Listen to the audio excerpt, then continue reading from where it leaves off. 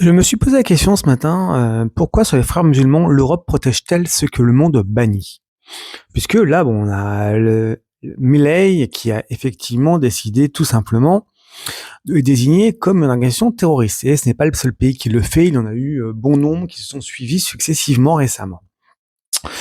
Pendant donc que l'Europe regarde ailleurs, en fait, on a le reste du monde qui est en train de tracer une ligne rouge. L'information est passée presque inaperçue dans nos médias traditionnels et pourtant elle est capitale. L'Argentine de Javier Milei vient de classer officiellement les frères musulmans sur la liste des organisations terroristes, comme les États-Unis, comme les Émirats arabes unis et bien d'autres. Pourquoi est-ce que c'est un séisme? Parce que Milei ne fait pas que s'attaquer à un groupe local, hein. Il dénonce une idéologie globale. Il rejoint ainsi une liste de plus en plus longue de pays, y compris dans le monde arabe, comme l'Égypte, l'Arabie saoudite ou les Émirats, comme je l'ai évoqué justement.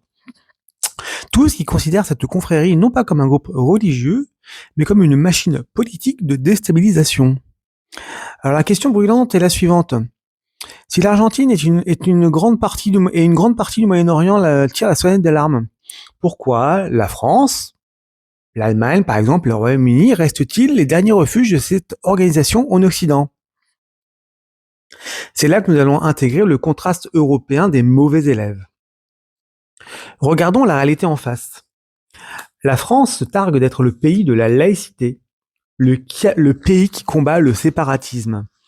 Pourtant, sur le papier, rien ne bouge. Les frères musulmans ne sont pas interdits, ils ne sont pas sur la liste noire. Pourquoi ce décalage? Trois pays forment aujourd'hui un triangle d'or pour l'influence de la confrérie en Europe. Le Royaume-Uni, historiquement leur base arrière financière et médiatique. L'Allemagne, où leurs réseaux sont solidement implantés dans les structures associatives.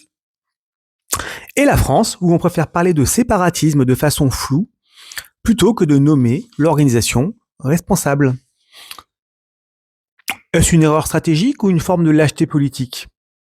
En refusant de les blacklister, nos gouvernements font de la France un mauvais élève de la sécurité idéologique. La question que je me suis posée, c'est est-ce qu'il s'agit d'infiltration ou d'impuissance?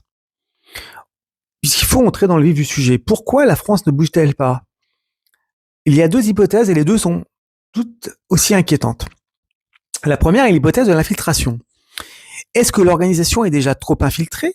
On ne parle pas ici de terrorisme de rue, mais d'un terrorisme intellectuel et institutionnel.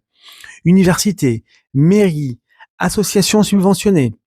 La stratégie des frères musulmans est le ton long. Ils seront indispensables socialement là où l'État a démissionné. Interdire le mouvement aujourd'hui, ce serait pour certains politiques risquer de perdre des relais électoraux ou de provoquer des tensions dans des quartiers déjà fragiles. Ou seconde hypothèse, celle de l'impuissance. Nos lois actuelles sont elles trop faibles? Pour classer un groupe comme terroriste, il faut des preuves d'actes violents directs. Or, la force de cette confrérie est de rester dans la légalité tout en sapant, les fondements de la République par le bas. C'est le concept même du cheval de Troie. Nous approchons vraiment d'un réel risque de déni et de menace. Le problème, c'est qu'en fait, en refusant de nommer l'adversaire, on le laisse prospérer. Pendant que Milei en Argentine clarifie les règles du jeu, en France, on entretient un flou artistique qui profite tout simplement à ceux qui veulent détruire notre modèle de société. On nous explique que l'on combat l'islamisme, mais comment combattre un ennemi qu'on autorise à avoir pignon sur rue?